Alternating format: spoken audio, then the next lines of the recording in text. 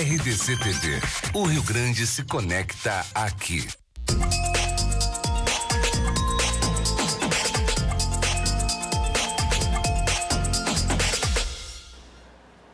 Olá, boa noite. Está começando um novo debate aqui no Cruzando as Conversas e o assunto de hoje é cultura. Eu sou a jornalista Dalva Bavaresco e vou conduzir o debate de hoje, que vai avaliar uma pesquisa divulgada pelo Instituto Datafolha, que revela aí uma preferência dos brasileiros. Quando o assunto é cultura paga, o programa favorito da maioria dos moradores das 12 capitais mais populosas é o cinema.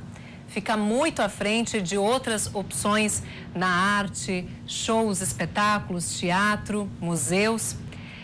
Assim é em 12 capitais e Porto Alegre se destaca porque lidera nesse percentual. É a capital onde as pessoas mais responderam que vão com frequência ao cinema, preferem ir ao cinema. Para debater esse tema, a gente recebe hoje no estúdio o Leonardo Maricato, secretário adjunto de Cultura de Porto Alegre. Também a advogada e gestora cultural Marla Trevisan. Boa noite. O professor de cinema André Bozetti. Boa noite. E o diretor da Casa de Cultura Mário Quintana, Gessé Oliveira. A todos, muito obrigada pela presença, sejam bem-vindos. Obrigado pelo convite. Obrigada. Antes de dar início à conversa, gostaria de lembrar que você de casa pode participar, entrar em contato aqui com o Cruzando as Conversas pelas redes sociais. No WhatsApp, você pode mandar sua pergunta, sua dúvida. Vou deixar o telefone que aparece na tela, é o 99815-9990. E se você quiser que um comentário apareça na tela da TV, pode mandar mensagem pelo Facebook, endereço facebook.com/RDCTV Digital. E no Twitter, basta usar a hashtag Cruzando as Conversas no seu comentário. Bom, para dar início à nossa conversa, então, nosso bate-papo, eu gostaria que vocês fizessem algumas considerações do porquê, quais são os motivos que levam os brasileiros a preferir tanto uma ida ao cinema em detrimento de outras opções culturais. Quem sabe, então, o nosso professor de cinema participando hoje pode nos responder. Boa noite. Boa noite. Eu acredito que tem muitos fatores que justificam isso, assim, que explicam, né? E um dos principais, para mim, é a questão de marketing mesmo. O cinema, ele é disparado o que tem mais dinheiro investido em propaganda, em publicidade. Então, assim, qualquer filme que vai ser lançado, as grandes produções que levam mais pessoas ao cinema, elas têm milhões investidos em propaganda. A gente vê pôsteres, a gente vê trailers sendo lançados na internet, a gente vê até na TV, nas vésperas de ser lançada uma continuação de uma franquia, acabam passando o filme anterior, então vai vir um próximo filme de super-herói e eles já mostram o filme que foi lançado antes, e aquilo tudo vai motivando as pessoas a irem assistir os filmes, E um outro ponto muito importante, acho que é a diversidade de opções e de locais para assistir, Porque, assim, todos os shoppings da cidade têm um complexo de cinemas, E assim, é fácil de tu chegar lá, tu estaciona em um lugar seguro, tem mais, assim, já tem lanche por perto, tem lojas, tem, sabe, o que precisar fazer, se quiserem deixar as crianças assistindo um filme e passear e fazer isso, então, eu acho que isso explica muito por aí, é um consumo fácil, é um consumo cultural fácil, mais fácil do que outros, assim, como teatro, concertos, coisas assim, que o acesso às vezes é mais complicado. Gessé, na Casa de Cultura Mário Quintana existem várias opções de cinema, exposições, enfim, teatro. Como é que é, assim? Como é que o público se divide? Qual é a sua avaliação dessa pesquisa? Surpreenderam os dados?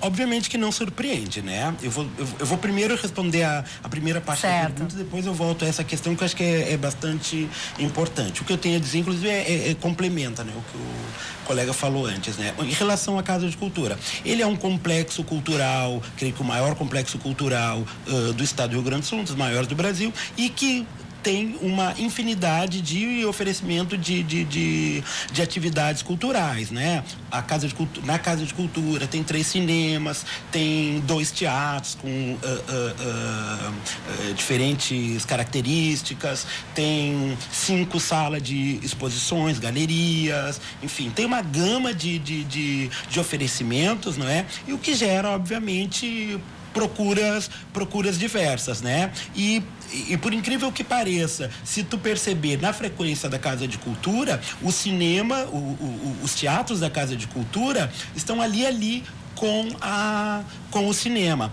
Obviamente que os cinemas da Casa de Cultura não se trata de blockbuster, né? É uma programação mais apurada, logo tem mais alternativa, de altíssimo nível, né? Mas que obviamente não tem o mesmo apelo.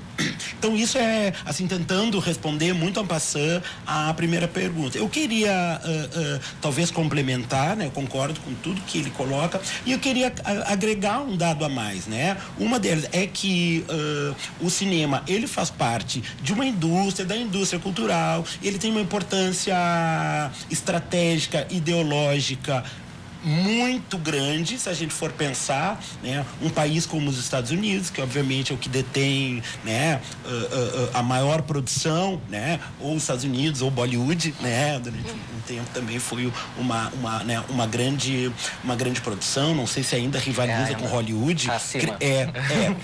Mas no entanto, o alcance mundial de Hollywood, ele é muito maior. Por quê? Porque faz parte de uma estratégia de, né, disso que se chama o soft power, né? Quer dizer, esse controle ideológico mais sofisticado que vai para além das armas, né? Então, se a gente for perceber aí, tentando também complementar a pergunta, música também está logo em seguida nessas opções, porque é a indústria cultural. Então a gente tem que levar isso em consideração. Se a gente fizesse assim, né, uma projeção histórica e a gente voltasse aos anos 20, provavelmente, né, esse levantamento ele teria dados inversos, né? Se falaria que teatro, né, teria uma importância muito maior, artes circenses naquela época era um fenômeno daquela época. É verdade. Então a gente tem que levar essas condicionantes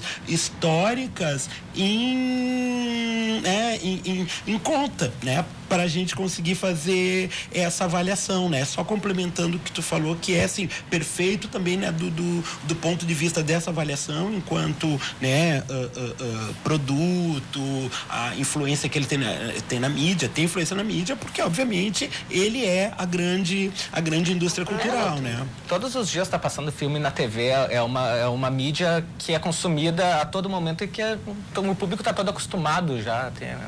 A gente tem inclusive um dado aqui de que, ainda o dado dessa pesquisa, de que 64% dos mais de 10 mil entrevistados responderam ter ido ao cinema, confirmaram que foram ao cinema pelo menos uma vez no último ano.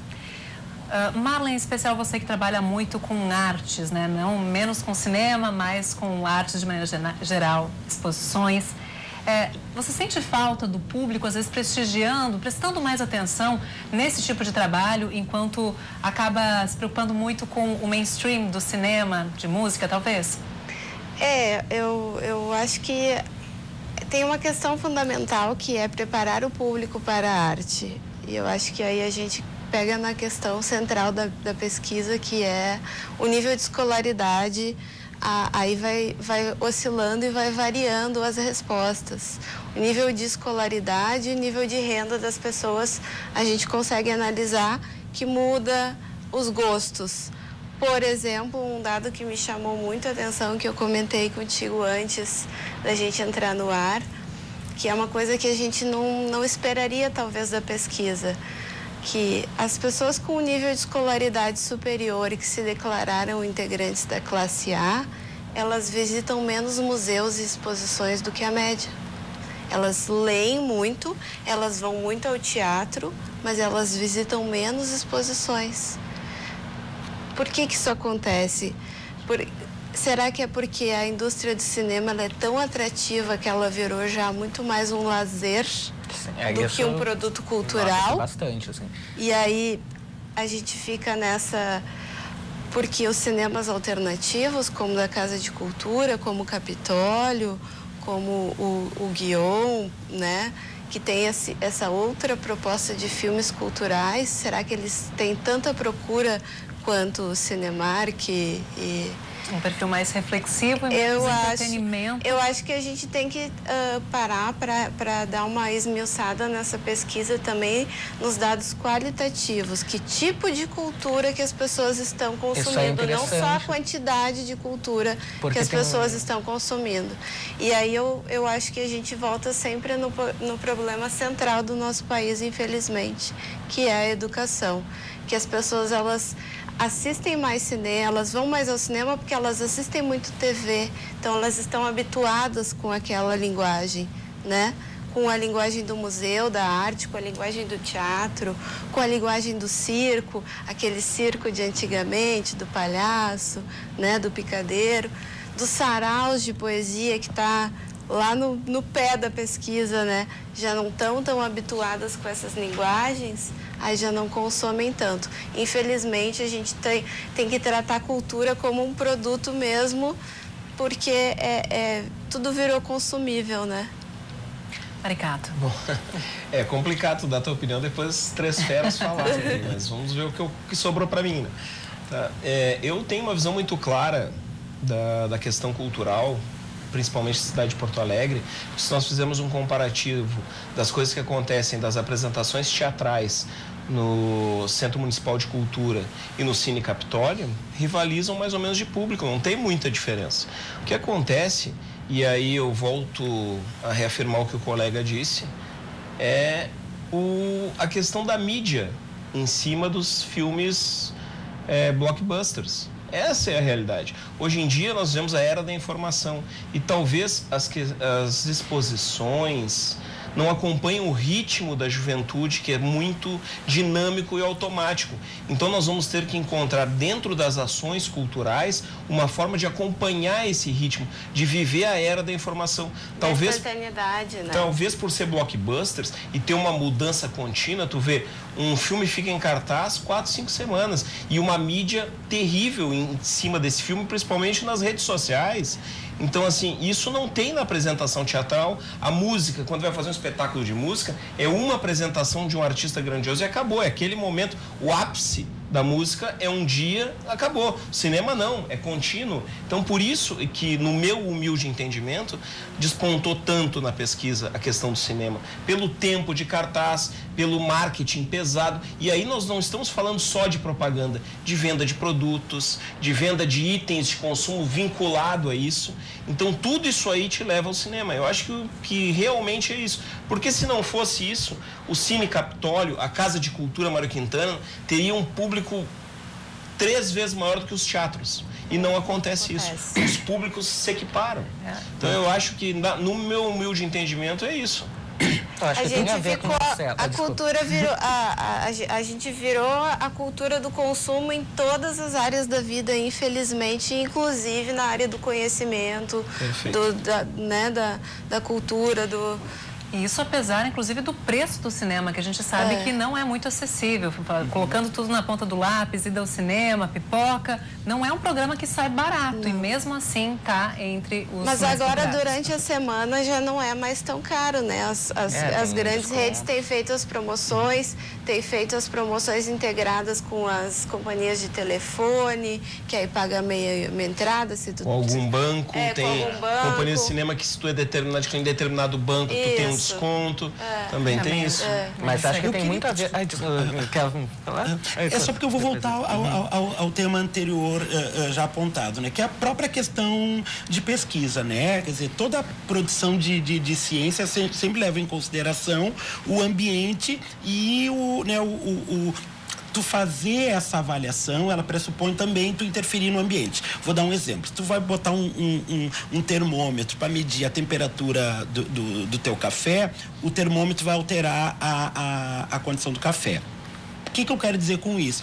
É que a gente tem que levar em consideração também determinados tipos de levantamento. Eu não sou nenhum especialista em estatística nem nada, mas a gente tem que levar em consideração que perguntas são feitas e qual é né, o espectro colocado para essas pessoas responder. Porque daí a gente começa a pensar nessa questão de recorte de classe, a gente poderia entrar em outros recortes de gênero, de raça, que poderiam amplificar, inclusive, essa noção. O que eu quero dizer com isso? Será que colocaram ali, naquele espectro, a ida a um boteco onde a pessoa toma uma cerveja e paga para escutar um show? Ora, isso não é um fenômeno artístico, né, da mesma magnitude que é ir ao cinema? Será que perguntaram quantas vezes as pessoas vão a uma escola de samba na periferia? E isso não está contabilizado. E isso altera, obviamente, a nossa percepção de quantidade de coisas. Eu digo tudo isso, mas eu não tenho a menor dúvida que dessas manifestações elencadas, obviamente o cinema ainda ganha disparada, ainda que ele esteja também, né, sendo rediscutido, porque a gente tem outras plataformas hoje de veiculação, de informação, de entretenimento, mas a gente precisa levar em consideração, assim, como é que foi feita esse levantamento para a questão da arte, né? Será que conta? A pessoa diz que foi a um museu e a uma exposição. Se ela foi no Museu do Automóvel, em Gramado, por exemplo. E não é museu? Né? Não, quer dizer... Mas ela foi ao museu. Ela foi, mas ela consumiu arte, ela consumiu, né, uma exposição. É que eu entendo que a abrangência cultural do cinema, ela é muito grande. Por exemplo, e aí eu cito o exemplo que o Gessé disse, de uma apresentação musical em um bar, qual é o tamanho do público que tu vai atingir? Um público mínimo. No cinema, em uma sessão, tu já atinge mais do que o bar. E aí são várias sessões durante o dia. O filme fica em cartaz 4 semanas. E, então, essa questão é que ela gera... fui no cinema.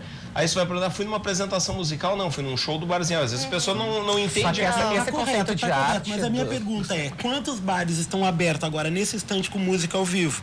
Né? Quer dizer, acho que a gente também tem... Sim, eu entendo o que tu fala, é perfeito. Sim. Mas é que eu acho que há grandezas que a gente não está olhando quando a gente está avaliando. Será que o cinema tem mesmo esse peso todo que a gente está... Né, eu infelizmente não tenho ido tanto ao cinema quanto eu desejaria, mas excetuando um ou outro filme que eu vi esse ano, o resto eu vi assim, quase que solitário com uma companhia que tinha ido ao cinema. Só a título de informação, ainda sobre os dados da pesquisa, depois de cinema, o que aparece em segundo lugar, como preferência dos brasileiros, foram os shows, seguidos das festas populares. E só 1 em cada 3 dos entrevistados disseram que frequentam os museus. Como é que a gente faz para atrair as pessoas também para tipos de arte variados? A gente comentava, inclusive, nos bastidores aqui, que às vezes as pessoas viajam, vão para fora do país, gostam de tirar foto nos museus, valorizam o que é de fora, mas aqui no Brasil não fazem o mesmo. Será que a gente também não podia tornar a ida ao museu mais atraente? E que tipo de programação se faz que é mais eficiente nesse sentido? A gente vê quando tem aquele evento da noite no museu, que não consegue se chegar no museu, né? De tanta gente que vai. Então, assim, eu fico pensando, será que o dia a dia, saber que está sempre lá a mesma exposição, talvez não seja, mas como não tem a mídia, né, mostrando que tem uma nova exposição, alguma coisa diferente, as pessoas pensam, tá lá, uma hora eu vou. Né? Quando estiver por perto, eu vou. E daí acaba não indo. Quando tem a noite no museu, é uma atividade diferente, mobiliza uma multidão, né, para assistir. Isso prova que existe um interesse. Eu acho que existe interesse, mas talvez tanto a divulgação quanto fazer uma atividade diferenciada, né, com atrativos...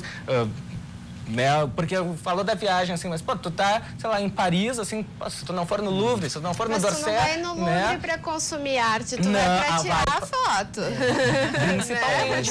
Mas isso é o próprio cinema, né? Quando tu falou ali, né, das salas de cinema, que tem os filmes, tem uns que lotam muito, mas se tu for, por exemplo, não sei se posso citar aqui qual é o caso, né? O Espaço Itaú ali, que passa tanto filmes populares quanto filmes mais alternativos, não é a mesma quantidade, é muito diferente. São salas menores, com menos público, às vezes a gente vai e tem 1, 2 pessoas assistindo, sabe? Enquanto uma sala ao lado que tá dando um Jurassic Park, que tá dando, né, assim, chega o som a interferir às vezes, né? Mas isso é o peso da mídia. É o que nós discutimos no início, é o peso da mídia. A propaganda em cima dos blockbusters é gigantesca, é incomparável com uma produção que às vezes tem uma qualidade melhor, tem uma conjuntura com maior qualidade, mas que não teve uma divulgação, não teve um poder econômico. O que eu quero dizer com isso é que o cinema, o que dá essa grande procura é o blockbuster, porque se tu vai ver o público que é o do Capitólio, o do Guion ali, ele vai ir no cinema, ele vai ir na Casa de Cultura, ele vai ir no cinema, ele vai ir no teatro também, porque ele frequenta aquele ambiente, sabe?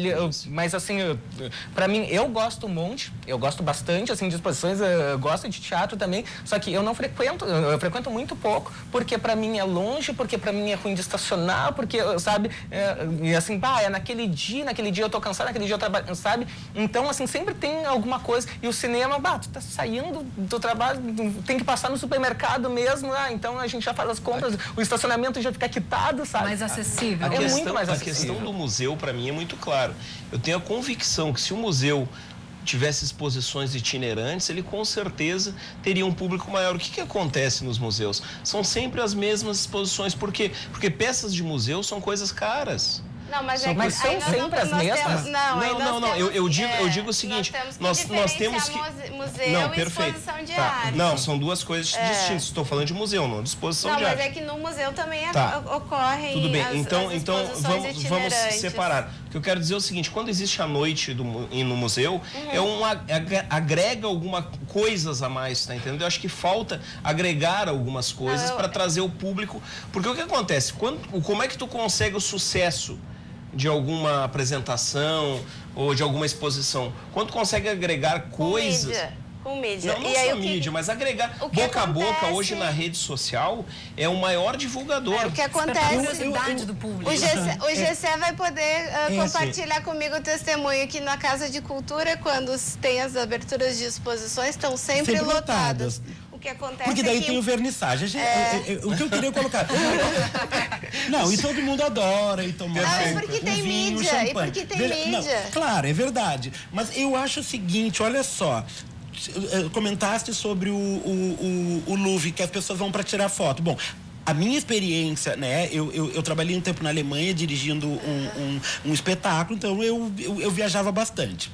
E nas vezes em que fui para Paris, eu fui muitas vezes ao Louvre. E o que a gente identifica lá? Que existem polos atrativos, né? Eu até coloquei uma foto do lado da Mona Lisa, mas eu tirei uma selfie e eu aparecia sozinho. E as pessoas perguntaram assim, cadê os japoneses? Todo mundo sabe do que eu tô falando, porque sempre tem um monte de japonês. Aí a gente vê que existe o atrativo, e isso são exposições permanentes. Se a gente tiver aqui, obviamente, obras que realmente atraem, que a gente vai, como a gente vai ver, sei lá o que, a Mona Lisa, ou vai ver a exposição de arte flamenga, por exemplo, né? Tu vai ter esse atrativo. Esse aporte de pessoas lá, porque existe um atrativo. Eu tive recentemente viajando o meu filho que mora em Buenos Aires. Aí a gente foi no Malba para ver o quê? Para ver Tarsila do Amaral, né? Mas que casualmente não estava lá. E muita gente vai procurando essas obras. Talvez o que falte seja os acervos, né? Estou falando em Porto Alegre. Porto Alegre, né? sim. Porque se a gente vai no MASP, por exemplo, eles sempre tem gente. Por quê? Porque tu tem grandes acervos. No Rio, né? Eu acho que essas questões tem que levar em consideração também. O que de acervo existe de realmente atrativo? Se aqui tivesse a estátua do Rodin, ia ter filas de gente entrando nos nossos museus. Mas aí eu acho que a gente volta para a questão da educação para a cultura, né? Educação para apreciar a arte, para as pessoas aprenderem a conhecer novos artistas, a se libertar para absorver novas formas de cultura e de arte. A gente está num lugar aqui no centro histórico, bem rapidinho, que eu tô Pode concluir. A gente tem um espaço cultural e as pessoas passam na porta e ficam assim, é uma exposição e tem que pagar para entrar. Não, pode entrar, a porta está aberta, entra. Não tem ainda essa cultura esse hábito, não, isso é uma coisa distante de mim, a arte é uma coisa distante de mim, eu tenho que botar uma roupa bonita para ir no museu, né? Perfeito. E não a gente tem que virar essa lógica para também tornar. E eu acho que a questão da propaganda e da mídia, que a gente tem muito pouco espaço para cultura na mídia aqui em Porto Alegre, né? É notinha de rodapé ou é uma grande exposição, que tem uma boa assessoria de imprensa, que consegue fazer que tem um bom aporte financeiro, que consegue fazer, aí é bem divulgada, senão infelizmente a gente fica... Bom, agora se pedir licença então para fazer uma breve pausa, a gente vai para o intervalo e antes disso só lembro a vocês que querendo participar pode mandar sua mensagem, a gente tem um número de WhatsApp disponível que é o 998159990 para mandar seu comentário, aparecer aqui na tela da RDC TV, basta escrever para o Facebook /RDC TV Digital e no Twitter usar a hashtag Cruzando as Conversas. A gente volta em instantes.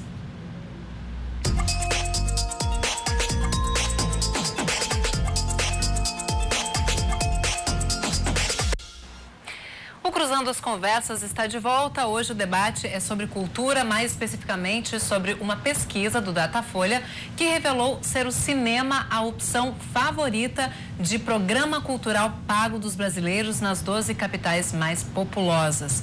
E a gente está avaliando por que isso acontece e quais as consequências dessa preferência tão clara dos nossos cidadãos.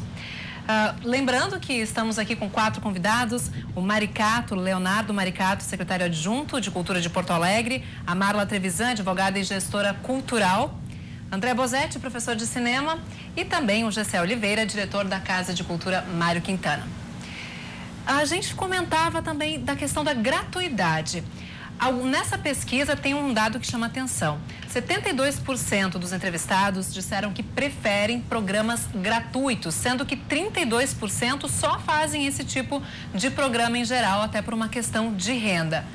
Será, então, que um estímulo, uma maior oferta de programas culturais gratuitos e acessíveis não poderia aumentar o interesse das pessoas por atrações diversas quando a gente fala de cultura? Vou começar agora contigo, Maricato, que foi o último a falar no primeiro bloco. Olha, eu não tenho dúvida. Na verdade, os maiores picos, assim, dentro das comunidades de Porto Alegre, é quando o evento é gratuito.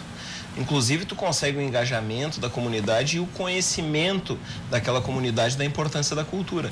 Então, essa é a importância dos eventos gratuitos, os eventos serem levados para a comunidade, porque muitas vezes a gente nota em Porto Alegre, e vou te citar um exemplo, o Carnaval de Rua da Cidade Baixa. Lota, mas aquilo não representa a periferia da cidade, porque muitas vezes as pessoas não têm a passagem de ônibus para chegar lá. E às vezes nós achamos que por ser gratuito, o pessoal da periferia está representado e na realidade não está. Ela só consegue representação de fato e de direito quando o evento cultural é feito na sua comunidade.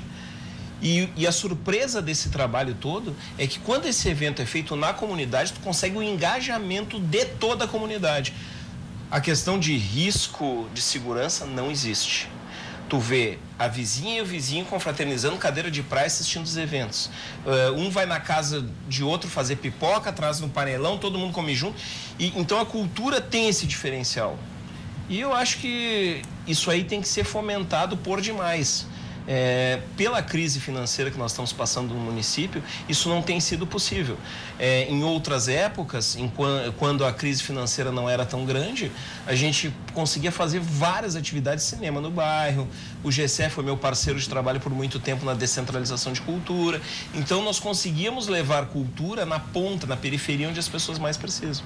Que eu acho que esse é a principal missão de todas as expressões culturais no Brasil, é levar lá na ponta, porque cultura é a política que abre as portas. Se eu convidar uma gurizada para estudar português e matemática, que a educação é muito importante, não vai ninguém.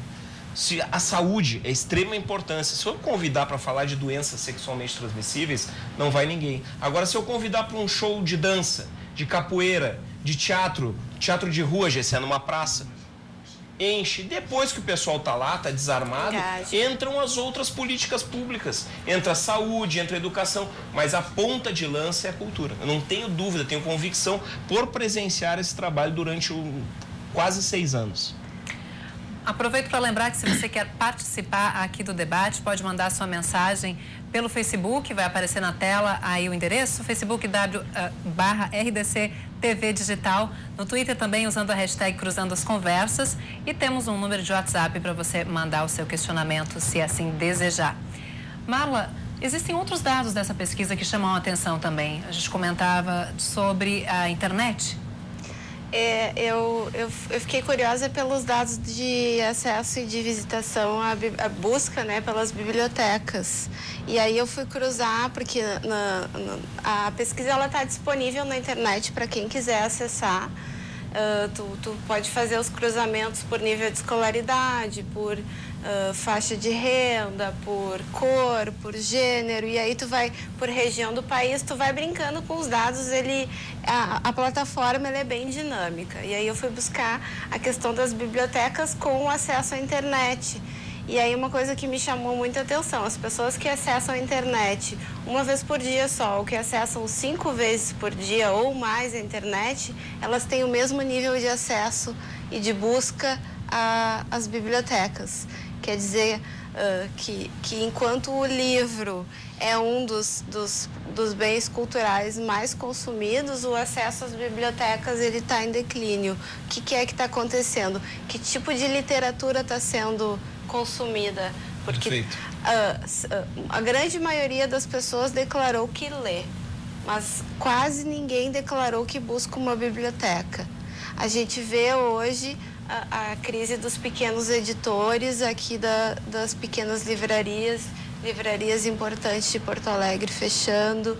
Então, que tipo de livro é esse que está sendo lido por essa grande maioria que diz que lê, mas que ao mesmo tempo não, independente de quanto ela acessa a internet ou não, ela não vai mais na biblioteca. Isso acaba não aparecendo no mercado. Né? Exatamente. Mas por um lado, desculpa, Não? mas por um lado também as plataformas mudam, né? Quer dizer, a forma de comercialização de livro hoje, ele não se dá mais necessariamente dentro do campo da biblioteca, nem roupa mais, né? Sim. A gente compra por sites, né? Pelo mundo digital. A mesma coisa em relação às bibliotecas, porque também há houve um boom editorial. Eu lembro que quando eu fiz universidade lá, né, meados dos anos 90, a quantidade de literatura sobre teatro, que é a minha formação, que era ínfima. Hoje, quando a gente vai em qualquer livraria e que tem ali a prateleira de teatro, tu tem, assim, incontáveis, né? E, no entanto, a gente tem sites de busca. Eu muito pouco eu tenho comprado em livraria. Tenho comprado muito mais através de sites. Eu acho que tem sebos isso. Virtuais sebos também, virtuais, né? Quer dizer, há uma série de fatores em transformação, assim. Só para minimizar e para trazer um outro dado, assim, não, eu não trouxe isso como um dado ruim, eu trouxe isso como um dado da questão qualitativa da pesquisa que tu colocaste antes, né? Que a gente não sabe quais as perguntas direcionadas, como é que foram direcionadas as perguntas. O que me chamou a atenção foi isso, que não importa se hoje em dia se está acessando muito a internet ou se está se acessando pouco a internet. O que importa é que aquela pesquisa de ir na biblioteca, sentir o cheiro do livro, pedir para a bibliotecária te ajudar a encontrar aquela ficha. Mas será que isso aí não tem a ver com acesso também? Porque, assim, pela minha experiência em escola, eu conheço muitos alunos que são ratos de biblioteca. Pois assim, né? é. Eles vão um livro depois do outro, pegando, levando. Então, assim, eu acho que as escolas públicas que possuem uma biblioteca organizada, que oferece material, assim, elas são frequentadas pelos alunos. Até vou aproveitar para que você conte um pouquinho mais da sua experiência, porque você trabalha como professor de cinema numa escola pública de Alvorada com crianças. Com crianças, E é aula de cinema, uma disciplina de cinema. É um projeto, né? Um projeto apoiado pela Secretaria de Educação de Alvorada, né? Que atualmente a base é no Centro Florestan Fernandes, que é um centro profissionalizante ali municipal. Que, assim, a partir ali eu dou oficinas de cinemas daí para alunos da comunidade, né? Então, assim, agora a gente está reestruturando o projeto, mas eu já tive também, assim, além das aulas ali, eu ia em diversas escolas, daí, assim, uma vez por semana, 2 vezes por semana, fazer um encontro com alunos no contraturno, sabe? Então, até o nome do projeto é Clube das 5, porque inicialmente a gente começava ele depois das 5 horas da tarde, naquele horário, para pegar os alunos da manhã e da tarde, né? E a gente falava disso da formação também, a importância de educar para a arte e para a cultura. isso é fundamental, sabe? Eu acho, a minha paixão é o cinema, então eu acabo puxando para isso, mas a minha visão é que tinha que ter esse tipo de projeto para toda, sabe? Tinha que ter um clube de literatura, um clube de música. Isso chega a alcançar outros tipos de arte também? Ou fica no cinema por sua iniciativa? Como é que é na educação pública de Alvorada, por exemplo? A gente citar um pouquinho da formação dos nossos alunos. Ali em Alvorada, né, além do projeto de cinema, tem, dentro do Florestan também tem aulas de música, né, tem aulas de, por exemplo, né, escapando, assim, robótica, né, uns projetos diferenciados ali, mas né, isso acaba dependendo, porque assim, eu sou um professor concursado ali, daí veio que é difícil de ter exatamente o professor ligado àquela área, né, para fazer. Então agora a gente tá com o professor. Eu queria só trazer isso para complementar aqui. Infelizmente a gente vai na contramão disso quando termina as aulas de educação artística, né? Que não vamos entrar em política, né? Mas aqui a cultura, lamentavelmente, tu não consegue desvincular. Tudo é política e cultura também é. Em tempos de crise. Quando se termina, né? Quando se extingue a disciplina de educação artística, né? Eu já tenho alguns anos, já não sou tão novinha, estava rindo que a gente tinha técnicas agrícolas, técnicas comerciais, educação moral e cívica. E eu tenho as lembranças das minhas aulas de educação artística, de a gente ter que pegar a Tarsila e reproduzir, de a gente saber o que foi a semana de 22. E a gurizada que está estudando agora educação básica vai saber, se não se interessar por arte, vai saber o que é isso no futuro? Eu acho que o grande objetivo da cultura, o futuro da cultura, é se reinventar na tecnologia e conseguir ocupar espaços para que a juventude entenda a importância da cultura. Porque a cultura, principalmente, até vou mais além, na primeira infância, sabe, ali na sua formação, tem que ter contato, começar a ter contato com cultura, porque isso vai dando mais liberdade de pensamento. E o objetivo da cultura também é libertar as mentes, é dar liberdade, e isso às vezes assusta algumas pessoas. E a cultura é tratada como supérfluo, né? Porque assim, é uma das primeiras coisas cortadas quando precisa ter uma diminuição de gastos, né? Investimento em cultura. E também porque assusta algumas pessoas. A cultura, ela assusta, porque a cultura, ela te faz pensar, ela te dá liberdade, ela faz tu questionar. Não, mas por que eu preciso pintar aquilo de azul, não pode ser de vermelho? Não, porque sempre é de azul. Não, eu quero vermelho. Ou por que tá daquele formato, não posso fazer de outra forma? Por que eu não posso me expressar com as mãos se eu tenho que ficar assim? Então a cultura, ela vem ao encontro disso. A cultura, ela é questionadora por essência. Será? Eu penso assim. Será? Eu, como artista, eu gostaria muito de acreditar nisso, né? Perfeito. Mas assim, se a gente fizer qualquer avaliação mínima da história da humanidade, a gente entender que a arte não é propriamente isso, né? Se a gente for pensar assim, o teatro, a minha área, né? O teatro grego, a tragédia, ele era altamente normativo, ele existia, o fenômeno da catarse, ele existia exatamente para evitar os desvios sociais, para enquadrar toda a sociedade. Se a gente for pegar depois, durante a Idade Média, mas especialmente na Renascença, onde é que estava a arte? A arte estava dentro dos palácios, servindo aos poderosos, não é verdade? A gente às vezes tende a acreditar nessas falas assim um pouco generalizantes. Mas será que não mudou bastante para agora? Não, é óbvio que sim. Aí nesse ponto eu discordo. E aí tu pega assim, a década de 30, década de 40. Vamos pegar a Alemanha como exemplo. Quer dizer, a arte, ela estava exatamente num campo de disputa ideológica, aonde para ambos era importante. Para Hitler, a ópera era altamente educadora para um tipo de civilização. Então eu acho que essa é a questão que a gente tem que pensar. Porque se a gente parte do pressuposto de que arte e cultura são naturalmente transgressora, de que elas são libertárias por excelência, a gente às vezes cai num certo maniqueísmo, né? Na verdade é o seguinte, a gente tem que perguntar que arte a serviço de quem, exatamente, para que quer se fazer isso. Aí eu digo num contexto geral, eu não estou assim questionando que a pessoa, Eu só que a fiz uma arte é provocação, imposta. agora Eu adoro, não, provocação é melhor. Essa hora da noite, provocação é a melhor coisa. Assim, mas o que eu quero te dizer é o seguinte, eu entendo por experiência própria e por ver várias pessoas serem libertadas que a arte libera, que a cultura libera. Eu vi isso, as pessoas chegarem para mim e dizer assim, ó, Maricato, eu achava que a minha comunidade era a minha vida, que eu ia continuar aqui porque aquilo que nós fazíamos eram minhas possibilidades. Hoje eu posso ser um dançarino e nós temos vários exemplos de pessoas, de projetos culturais que se projetaram numa área que era completamente desconhecida delas. Que era negada. E a cultura tem esse diferencial. Então é isso que é o animador na cultura. Mas eu entendo, é que tu fala de uma época diferente. Hoje o poder da informação, ele é mais amplo. Não, mas eu acho que a gente ainda tem um pouco eu tô falando disso em qualquer momento. Eu acho que a gente ainda tem a única questão que eu discordo é quando a gente coloca assim em tons absolutos. Sim. A arte faz nada isso. É absoluto. O que eu estou dizendo é justamente o contrário. Quer dizer, o que faz o cinema norte-americano, o Rambo, quer dizer, toda essa cultura de mero consumo?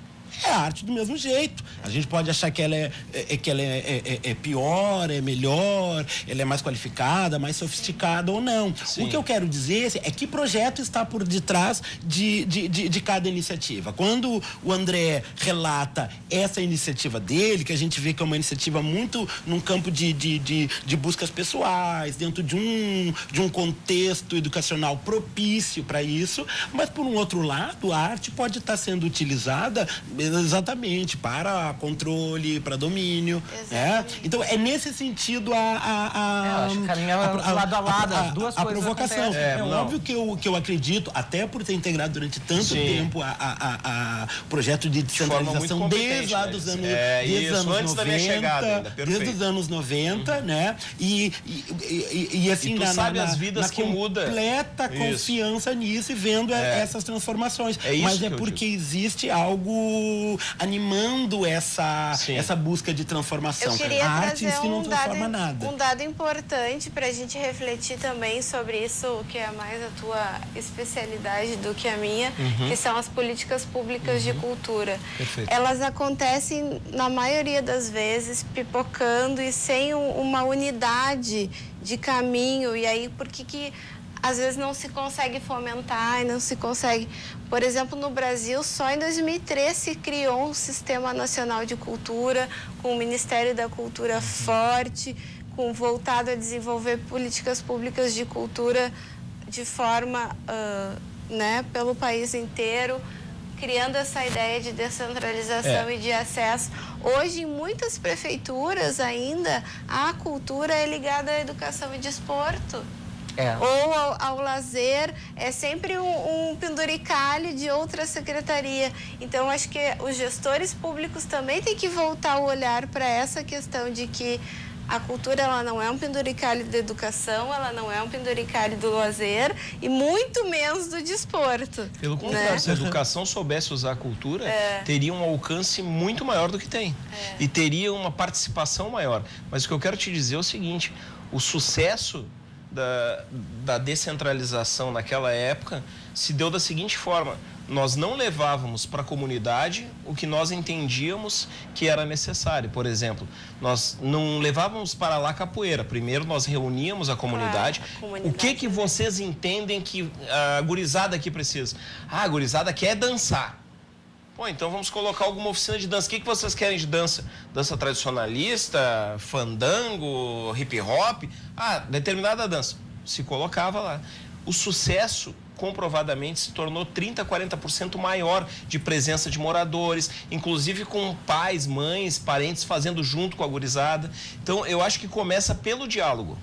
Vou aproveitar que, nesse mesmo sentido, a gente tem uma pergunta que chegou de um telespectador, voltada para você, Maricato, sobre a cultura, o que está sendo oferecido para os adolescentes, porque ele diz que até ano passado ouvíamos muito falar que tinha várias oficinas de todos os tipos para garotada, mas hoje não se vê mais. Telespectador que por enquanto não se identificou, mas fica aí o questionamento. É uma pena. Acabou?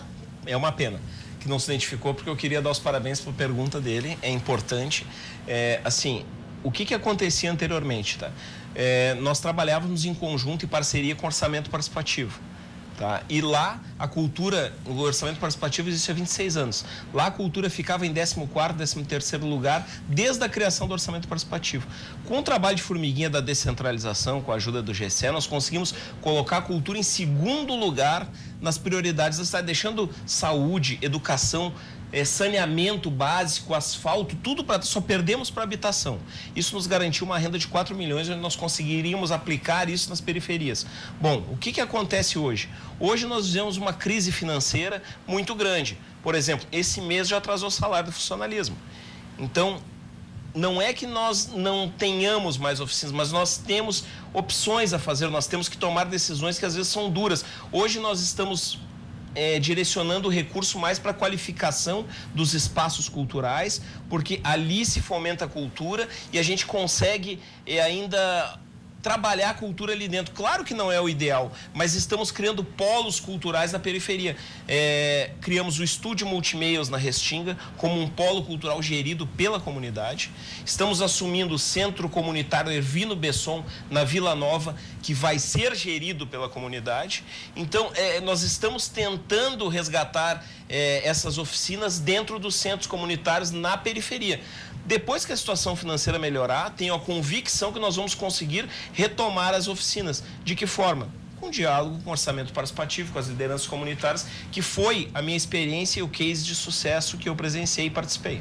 Aproveitando esse gancho do quanto os problemas financeiros acabam interferindo na programação cultural, como é que está a situação na Casa de Cultura Mário Quintana e as alternativas que vocês vêm buscando aí para manter o que era oferecido à comunidade? A Casa de Cultura, nesses 1 ano e meio que eu estou à frente da gestão, né, desenvolveu uma série de programações continuadas, né,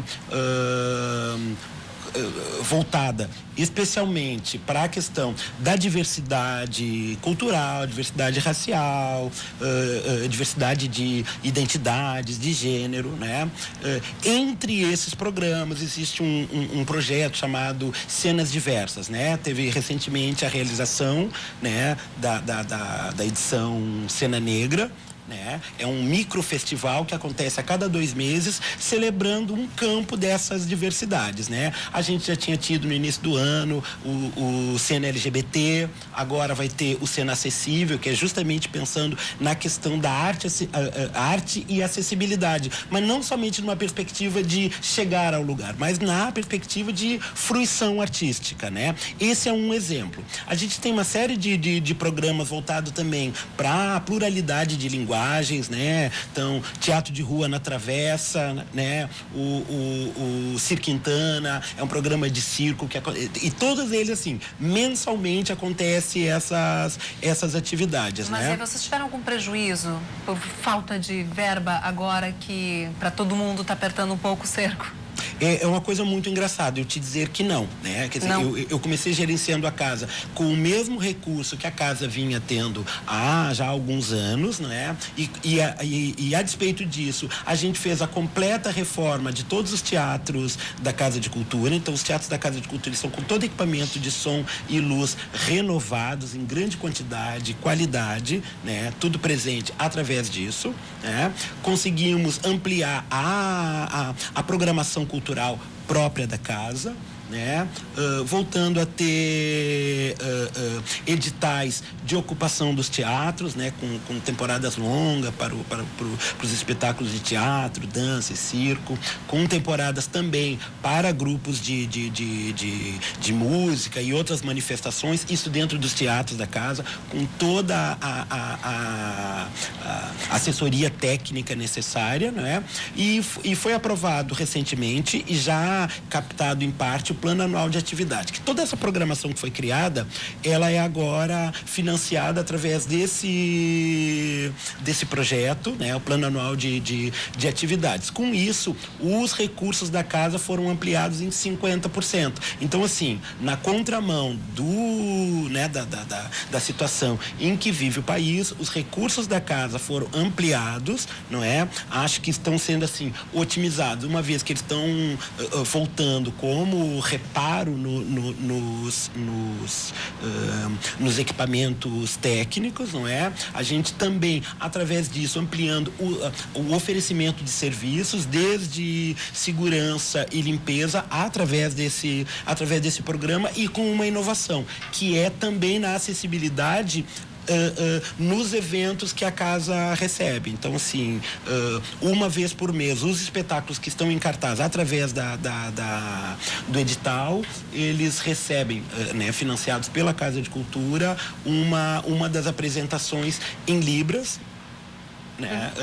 Assim como também estamos adotando audiodescrição para alguns eventos. É pensando que acessibilidade não é só colocar rampa, né? Acessibilidade é acessibilidade de conteúdo. Muito mais. E como é que é o financiamento para quem trabalha na ponta como gestora cultural? Bom, isso é uma pergunta bem importante e bem provocadora, porque a gente tem conversado muito sobre isso. As empresas a grande maioria, vamos fazer ressalvas a grandes parceiros que a gente tem tido da iniciativa privada, mas essa coisa de que, infelizmente, se criou a ideia de lei de incentivo, que é me engana que eu gosto, né? Porque a empresa ela não está aportando nada, ela está só tendo benefício fiscal. Então a gente tem que fazer essa ressalva das empresas que tiram do seu bolso para investir em cultura mesmo, que são poucas, mas que são parceiros porque acreditam. E o mercado consumidor de cultura aqui em Porto Alegre é um mercado muito complicado.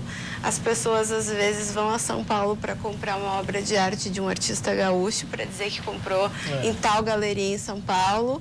Então a gente vai fazendo também o trabalho de formiguinha, né? E com certeza, ao longo do tempo dá resultado, mas demora.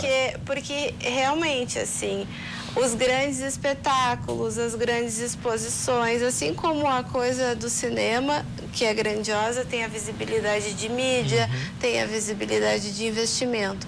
As pequenas exposições dos artistas que às vezes não têm o dinheiro nem para comprar a sua tinta, seu material para produzir a sua tela, lá na periferia devem ter inúmeros grandes artistas que não tem condição de comprar uma tinta, que não tem condição de Imagina, comprar ele quer se expressar numa tela, apenas expressar e não consegue, né? Então, assim, como a gente é brasileiro e não desiste nunca, a gente segue tentando fazer aquilo que a perna alcança e que os parceiros vão indo ajudando, né? Porque temos que fazer essa ressalva e esse agradecimento, que tem muitos empresários que investem e que tiram do seu bolso para investir. Então, isso é de ser louvado aqui. Bom, a gente continua essa conversa no próximo bloco. Você pode aproveitar o intervalo para mandar sua pergunta pelo nosso WhatsApp. Também pode mandar comentário através do Facebook.com/RDC TV Digital, ou usando a hashtag Cruzando as Conversas no Twitter. Assim, a sua mensagem pode aparecer aqui na tela da TV. E a gente volta daqui a pouquinho. Até breve.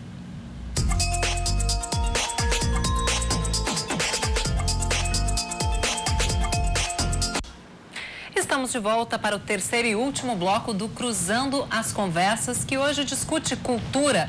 O debate é sobre dados do Instituto Datafolha, que revelam uma preferência do brasileiro pelo cinema quando a gente fala de programa cultural pago. Só que essa pesquisa foi feita em 12 capitais. E eu aproveito para recomeçar o nosso debate, só lembrando aqui que a gente tem o Leonardo Maricato, secretário adjunto de Cultura de Porto Alegre, Marla Trevisan, advogada e gestora cultural, André Bosetti, professor de cinema, e o Gessé Oliveira, diretor da Casa de Cultura Mário Quintana. Aproveito por esse gancho que eu falava sobre as 12 capitais onde a pesquisa foi feita, porque, na verdade, a gente tem dados de cidades que têm, inclusive, tem várias opções culturais e, claro, a opção do cinema. Mas nem toda cidade é assim, André. Como é que é essa história, mesmo em Alvorada, que tem mais de quase 200 mil habitantes? 200 mil habitantes, né, se não estou enganada, não tem uma sala de cinema. né? Já quase teve. Quase. Lá no Jardim Algarve quase teve. Já sentiu o cheiro da sala de cinema surgindo e não aconteceu. Então, assim, ali, eu conheço muita gente que nunca foi ao cinema. Ou seja, essa pesquisa, ela traz um recorte interessante, importante, com certeza muito significativo das principais capitais, mas não é um retrato fiel do Brasil. Assim, realmente, eu falo de cidades grandes e daí volta aquele primeiro assunto que a gente falou do acesso, né? O cinema, ele é facilmente acessado por nós, né, na capital, porque tem vários shoppings com várias salas de cinema, mas com cidades pequenas que não possuem salas, muita gente não tem, né, acaba não indo. Ali em Alvorada, o que eu vejo é que a maior parte das crianças mais novas, principalmente, elas acabam indo ao cinema só com a escola, né, quando tem passeios escolares para fazer, então a escola tem que propiciar isso. Depois os adolescentes acabam, né, por conta, saindo, né, com os amigos, mas daí tendo que ir para outra cidade para assistir, daí com certeza diminui a quantidade de filmes assistidos por ano. E quando a cidade proporciona shows na praça, né, algum evento de outro tipo de arte, eles frequentam, né? Então, certamente, se fizesse essa pesquisa em Alvorada, poderia ter resultados. Eu fico curioso para saber. Eu queria trazer só um dado importante da pesquisa, já que eu sentei hoje no final do dia no computador e fui futricar na pesquisa. A pesquisa, ela aconteceu porque uma empresa de São Paulo, um investidor, né? E ele tem uma empresa de fomento que é interessante, que o nome da empresa é Cultura e Esporte. Cultura e Esporte. Joguem aí no Google que vocês vão achar o nome da empresa. Por que é que ele encomendou essa pesquisa? Para descobrir os nichos de mercado onde ele vai colocar os investimentos dele. Então, por isso que a pesquisa foi feita nas capitais, as perguntas são direcionadas. Eu estava agora aqui no celular confirmando isso. Claro que tem toda... Não estou aqui demonizando, longe disso, não conheço a empresa, não conheço os propósitos, e li a entrevista do dono da empresa e aí ele trouxe uns dados importantes que são complementares. Eu tenho uma colinha aqui. Isso aí.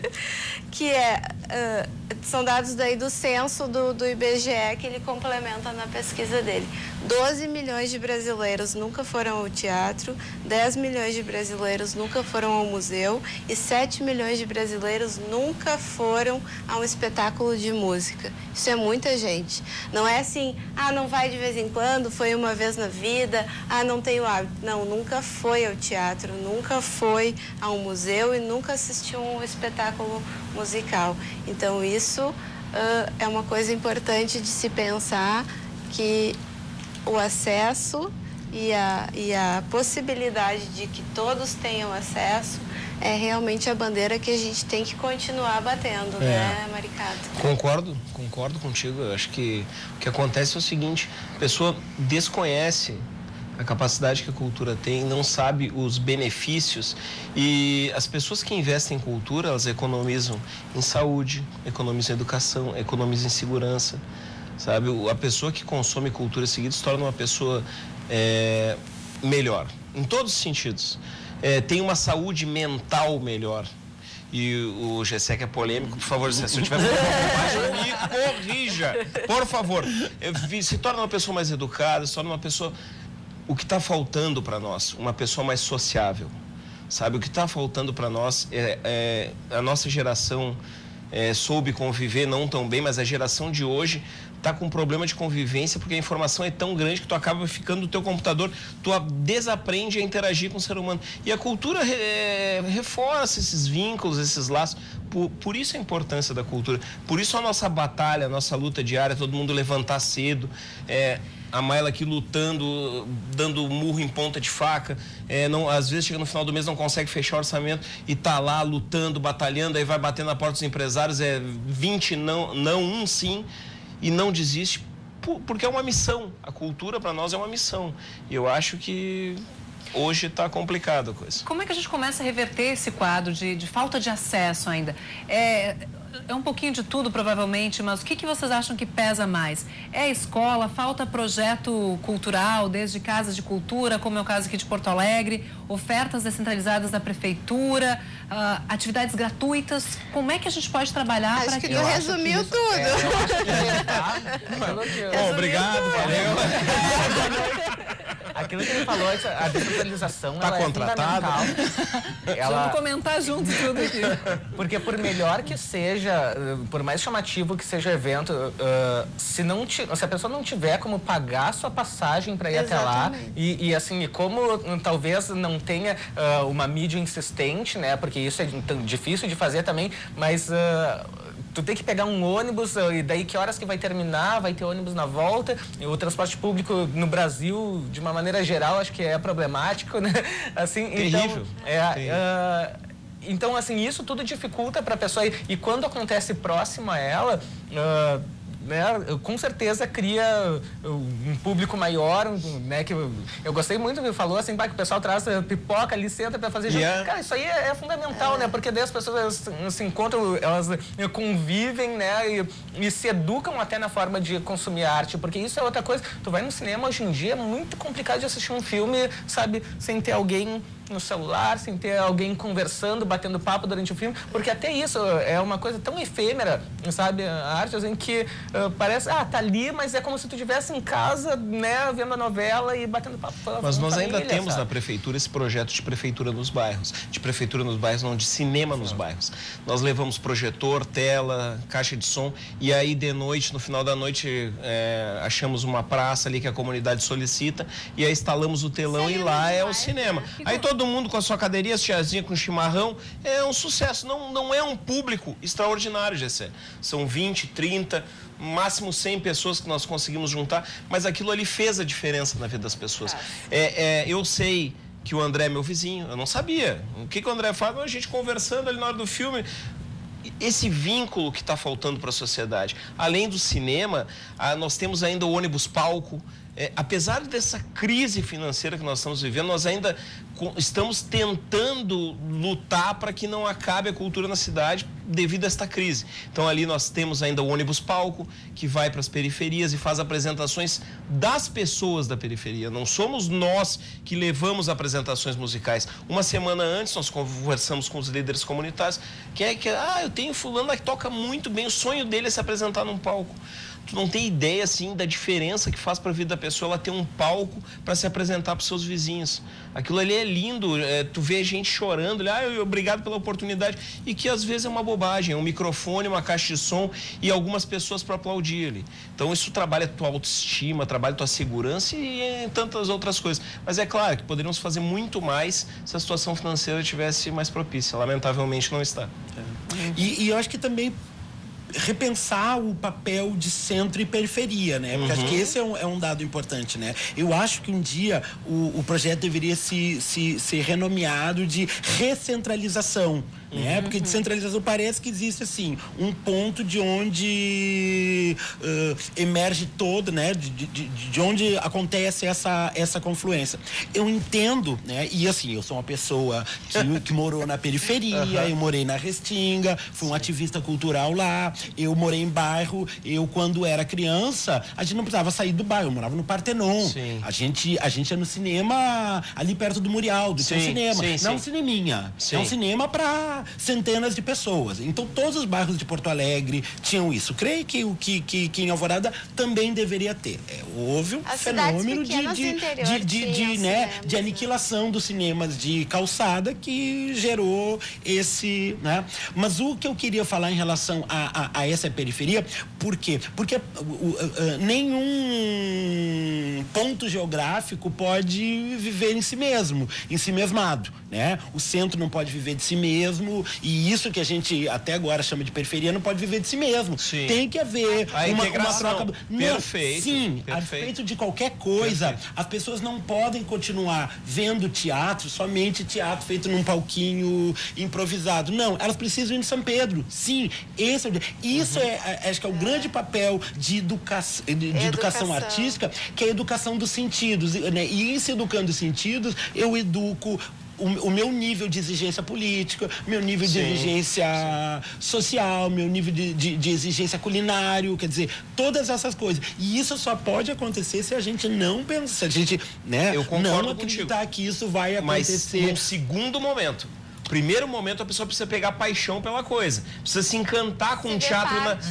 Aí que existe uma coisa maior, que existe uma casa de cultura Mário Quintana, onde existe um teatro. Então, existe o Teatro Renascença. Olha só. Como assim? Eu quero conhecer. Claro, olha, era um outro contexto econômico. Sim, perfeito. Mas na década de 90, a descentralização proporcionava isso. Sim. Eu era professor na periferia, dei aula numa comunidade, né?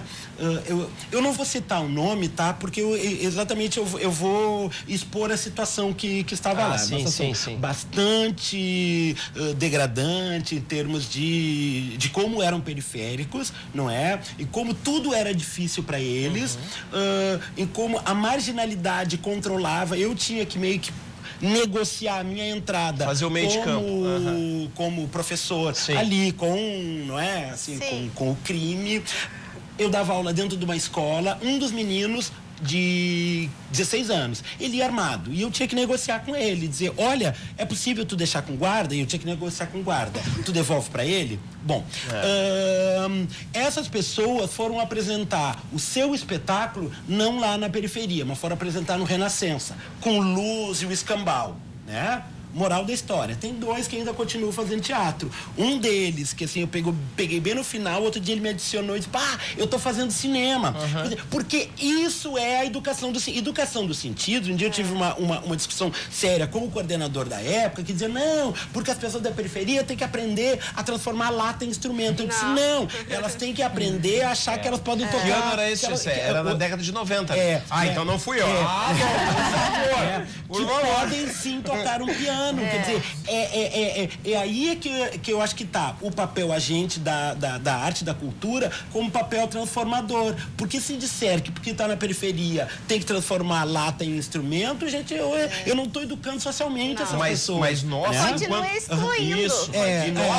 E nós, enquanto tínhamos as oficinas, que foi até 2 anos atrás, antes dessa crise, o final das oficinas, assim, eu ficava o ano inteiro fazendo oficina. O final das oficinas tu apresentava no Teatro Renascença.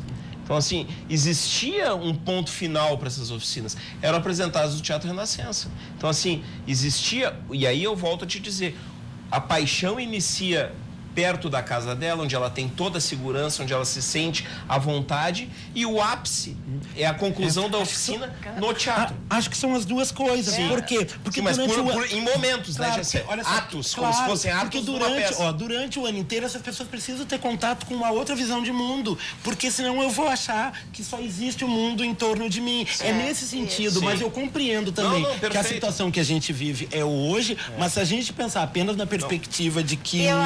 Eu acho que a gente não pode falar só da periferia, porque as crianças e os adolescentes de classe média alta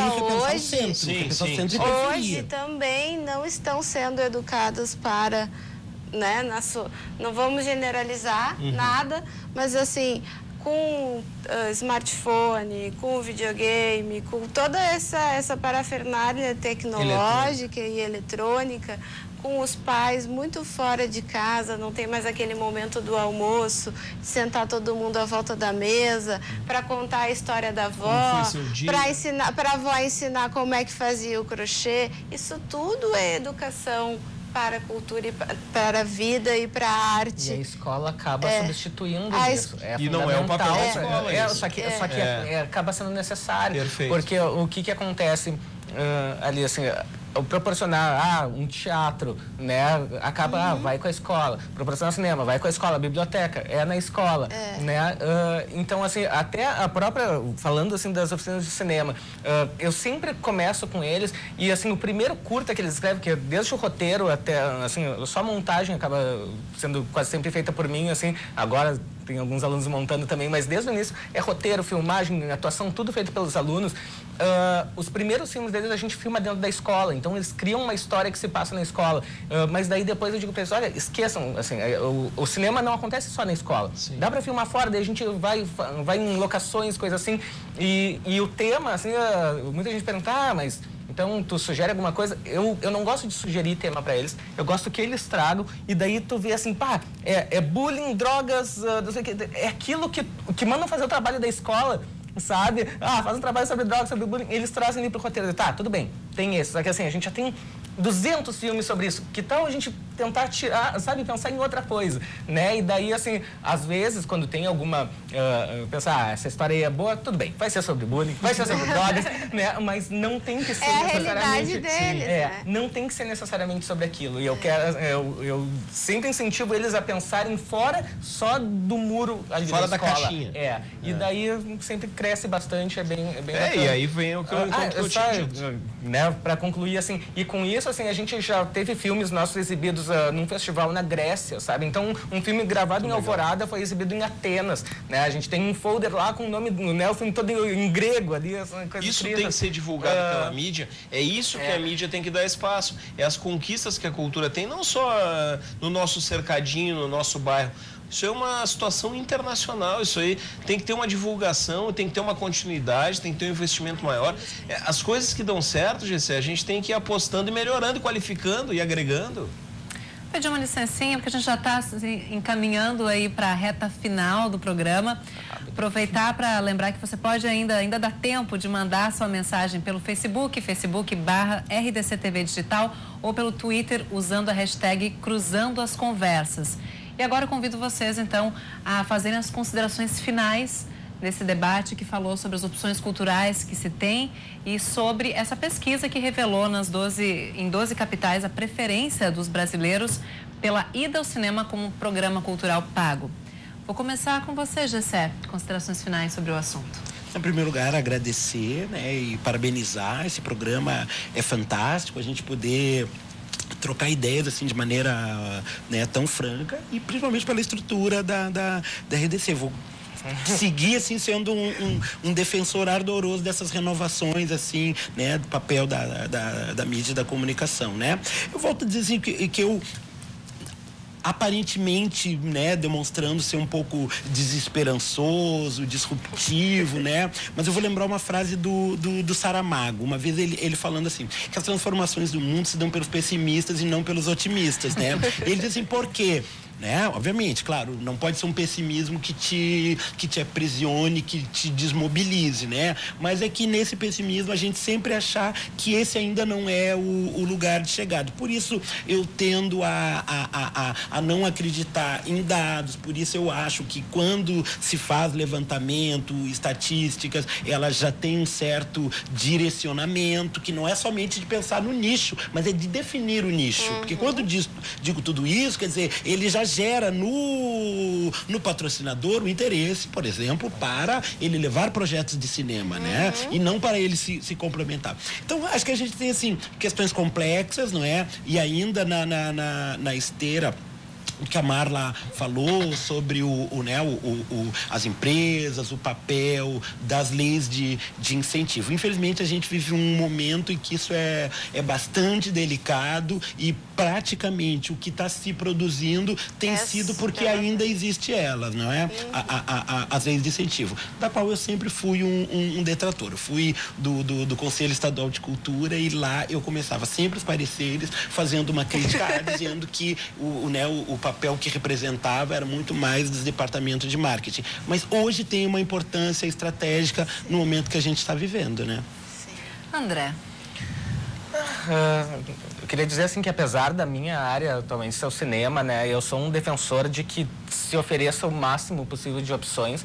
Eu estava conversando até esses dias lá na escola que todo o meu tempo de escola, 11 anos, não, 12 anos já em escola, eu me meti em todos os projetos desta classe que tiveram, então assim, participei de teatro, de música, de dança, assim, sabe, sempre incentivando os alunos, então, só que nunca eram projetos meus, o cinema acabou sendo um projeto meu mesmo, né, e que eu acho que isso, tem que oferecer opções, porque ninguém é obrigado a gostar de cinema, sabe, pode querer fazer outra coisa, ou quiser fazer tudo, acho que tem que ter acesso a isso, a fazer.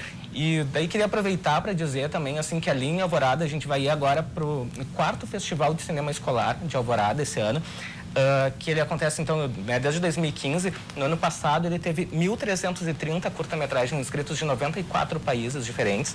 né? Desde o ensino infantil até universitário. Esse ano as inscrições já estão abertas ali e a gente já está com 200 e poucos curtas de uns quase 40 países, né, inscritos.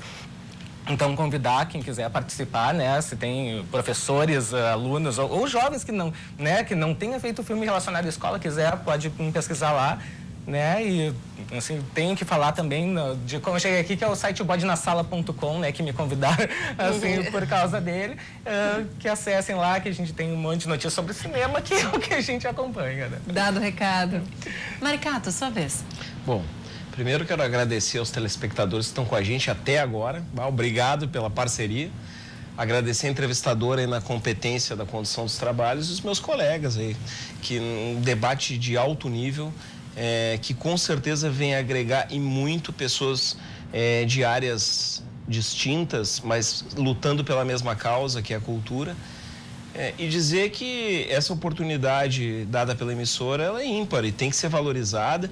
Eu estou impressionado com a estrutura da emissora, gostaria de dar os parabéns publicamente e dizer que estamos sempre à disposição quando for para debater no intuito de melhorar a cultura. Então, conto com vocês, telespectadores, para que a gente não deixe essa chama morrer, porque o trabalho é árduo, ele é intenso e precisa de muitas mãos, inclusive de você que está nos assistindo aí. Muito obrigado. Marla Trevisan. Eu quero agradecer também, agradecer aos colegas debatedores, foi um debate muito proveitoso, agradecer a emissora de estar dando esse espaço para a cultura, porque, infelizmente, vou falar de novo, a mídia aqui no Rio Grande do Sul tem feito o caminho inverso de dar cada vez menos espaço.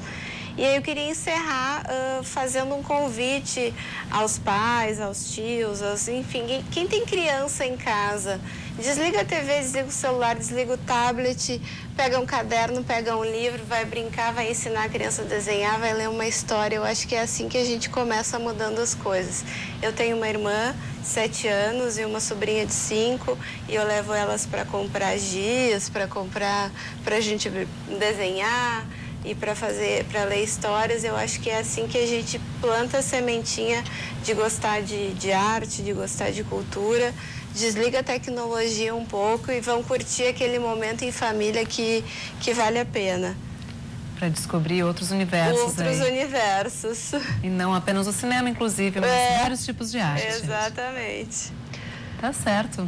Dado o recado, então, agradecendo mais uma vez a presença dos nossos convidados, Leonardo Maricato, secretário adjunto de Cultura de Porto Alegre, a Marla Trevisan, advogada e gestora cultural, André Bosetti, professor de cinema, e o Gessé Oliveira, diretor da Casa de Cultura Mário Quintana. Esse foi o Cruzando as Conversas na RDC TV, hoje debatendo um tema cultural. Na semana que vem o programa está de volta com mais assuntos polêmicos, mais debates. Espero que você tenha podido aprender um pouquinho mais sobre essas discussões culturais e desejo a todos uma boa noite, um ótimo fim de semana. Até a próxima.